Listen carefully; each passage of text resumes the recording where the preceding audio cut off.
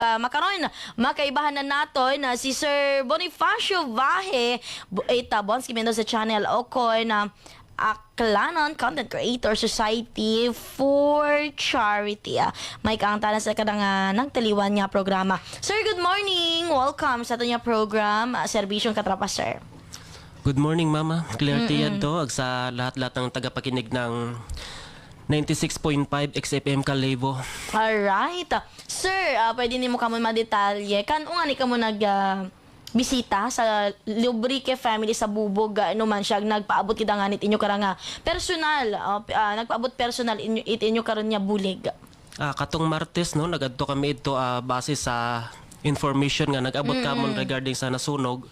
So nag-send kami sa GC nga kung sino kamon do willing magtao, mag-donate bisan nagambong mga groceries. So do yun among napagkasundo na in that day mismo naghatod kami ito. Alright, oo. So, kabilugan, sir, may mga nakita no? May mga bags, may mga gambong, may mga gamit. Sa cash, kabilugan na bipilin yung natipon. Doamon nga kasay kuha namon sa groceries. Ay, okay. Baka ninyo it grocery. Yes. So, ano ra, sir, nakita ninyo sa social media natabo sa family nga ra or may nagpaabot kinyo nga, ay, abi, sir, or mga ma'am, buliga, pwede buliga naton daya? Actually, first namon gid nakita dya sa social media. Then after that, nag-message sa isa namon ka upod kay Bayis nga naman galing nga kakilaga. So, dato gid no decide kami nga mag-go kami ito. Kasi nung Sunday, ito man kami sa Rosario, kaya medyo nagkaanuhan lang gido day. Medyo adlo-adlo, takbo may ginaano, no? May ginabisita, sir. Depende man sa sitwasyon, ma'am. Depende sa mga nagpaabot gid bulig. Yes. Ano ra, sir? Inyong grupo nag-tipon-tipon, nag-ambag-ambagan, or may mga donors man kamo, may mga sponsor? Yes. Actually, may mga sponsors kami halin sa ibang bansa, no? Sa mga kababayan natin ng mga OFW nga permigid nagasuporta kamon. Kapin pa kon mga doamon nga ginabuligan is medyo mabaho-baho, andyan sila. Kamusta makaron do bilog nga pamilya sa inyo karang pagbisita? Since na nagatiner, kamusta ro anda karang sitwasyon? So sa makaron ay ginpa-star sanda sa temporaryo ni Kapitan ito sa anda nga barangay hall. Ito sanda kuno nag-star hasta nga wa pa maobra nga bagay. Pero ginaubraw nandang bagay? Or may ano yung bate? I mean... Supposed to be pag adto namon ito is hindi pa siya nag-start. So nag-iipon pa. Sabi nga niya, may pira daw siya doon na inipon sa loob ng kanyang bahay para sa pagpa-additional. Nasunog man. Yes, pagpa-additional sa kanyang kusina. Ay, okay. Pero sa inyong bati abi man may nakataga na ungid man niya pagpatindog.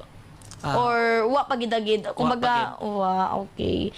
So ruyon do ato nya ginausuyan pagid makaronit panawagan nya andang bagay kay mabuligan sanda kasi may mga nakita gid man kita abo nagpaabot bulig mga goods pero makara importante gid hayro bagay. Yes, do yun kita.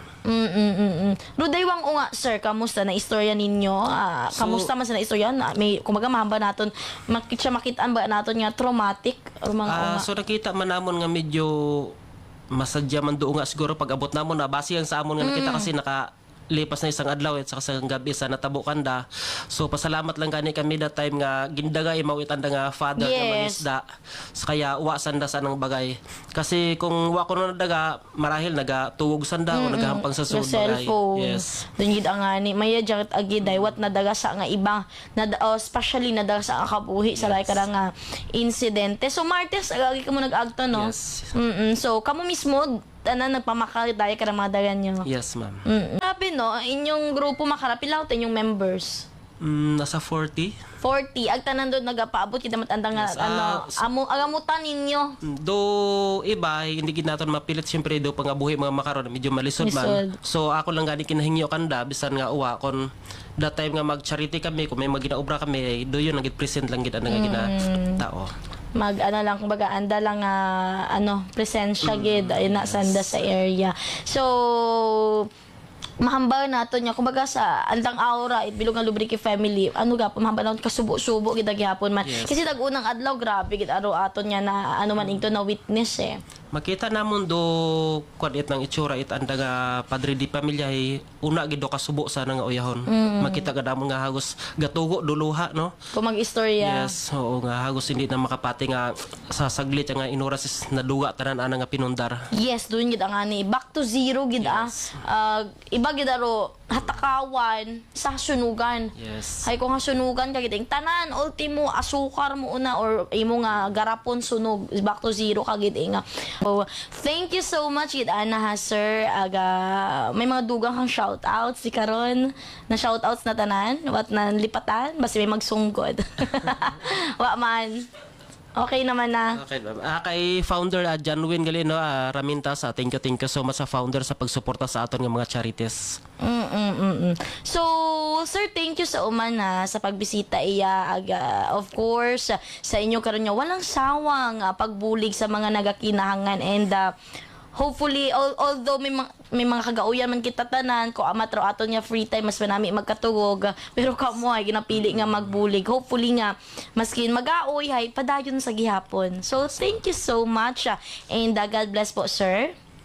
Thank you so much ma'am no sa pag-invite iya sa inyong station sa 96.5 XM Kalibo.